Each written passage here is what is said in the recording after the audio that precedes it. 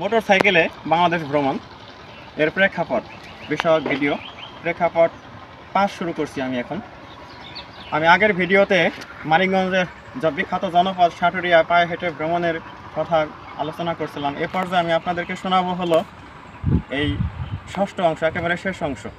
যখন আমি সেই সাটুরিয়ার উত্তপ্ত বালুকার ভিতর দিয়ে খালি পায়ে স্যান্ডেল ছিল না, কী যে কষ্ট করে আমি হাঁটছিলাম, মানে পায়ে ফসকা পরে যাচ্ছিল। আমি বলেছিলাম যে কসবিডাঙ্গা মসজিদে আমি নামাজ পড়েছিলাম।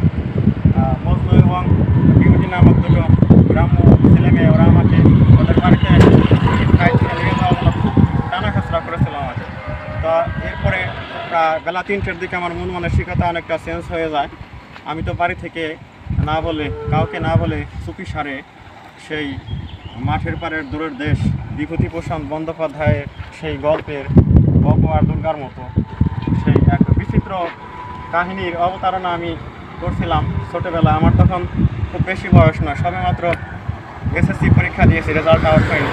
আমি সেখান থেকে মন ভেঙে যায়। পরবর্তীতে আমি বাড়ির দিকে রওনা দিই। পথে আসতে হিওরের একটা জায়গা, সম্ভবত বৈকুণ্ঠপুর হবে, বিলনালয় বৈকুণ্ঠপুর এরকম এলাকা হবে, সেখানে কৃষক ফ্যামিলিতে আমি এসে উঠি।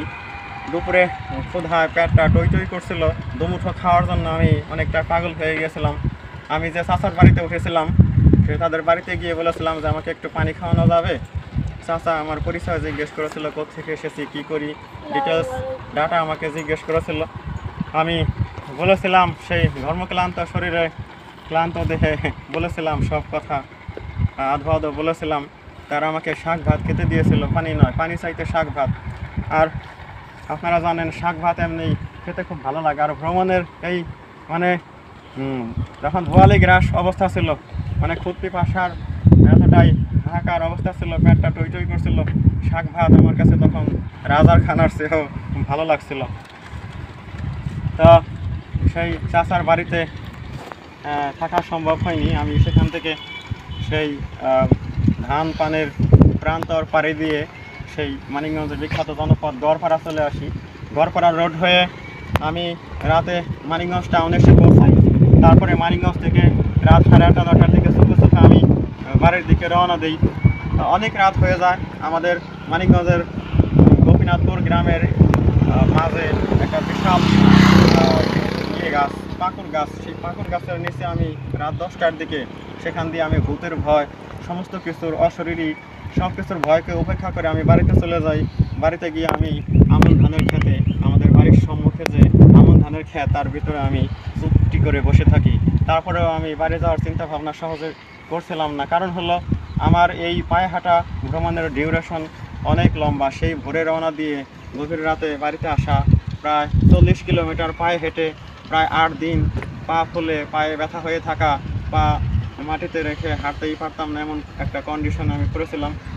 আমি বাড়িতে যখন যাই, এক সময় বাড়িতে গিয়ে আমি, আমাদের হলো কৃষি ক্ষেত্র ছিল, আমাদের প্রচুর ইরি ধান হতো, এবং ইরি ধানের যে খড়ের গাদা আমার কাকার উঠানে, সেই খড়ের গাদার পিঠ এলিয়ে দিয়ে খড়ের গাদার সাথে আমি হঠাৎ করে কখন যে ঘুমিয়ে গেছি আমি কিছুই বলতেই পারবো না। রাত প্রায় শেষ রাত হয়ে গেছে, ভোর হয়ে গেছে, একটু পরেই ফজরের আজান দেবে, অথচ আমি সেই শ্রান্ত ক্লান্ত দেহে সেখানে দুচোখ বুঝে কখন যে ঘুমিয়ে গেছি।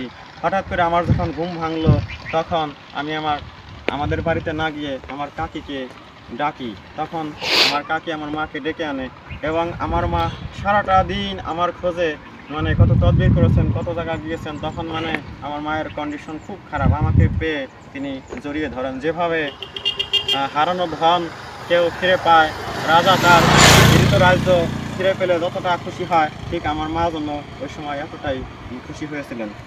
আজকের এই ভ্রমণ বিষয়ক ভিডিওর একেবারে শেষ পর্যায়ে আমি আপনাদের ভ্রমণ বিষয়ক যে অভিজ্ঞতার যে একটা ধাঁধা, আমি যে বলেছি যে আমি সাটুরিয়ার যে বিশাল জনপদ অতিক্রম করেছি, আমি এখন সেই ধাঁধাটি এখন শেষ ভাগে উপস্থাপন করছি। আমি বলি, রিয়া নামক মেয়েটির নাম, সাটু নামক ছেলেটি বলে ওর সাথে মিলে গিয়ে আমি হই মানিকগঞ্জের এক উপজেলার নাম।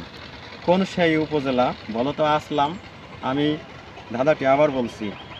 আমি বলি রিয়া নামক মেয়েটির নাম, শাটু নামক ছেলেটি বলে ওর সাথে মিলে গিয়ে আমি হই মানিকগঞ্জের এক উপজেলার নাম। কোন সেই উপজেলা বলো তো আসলাম?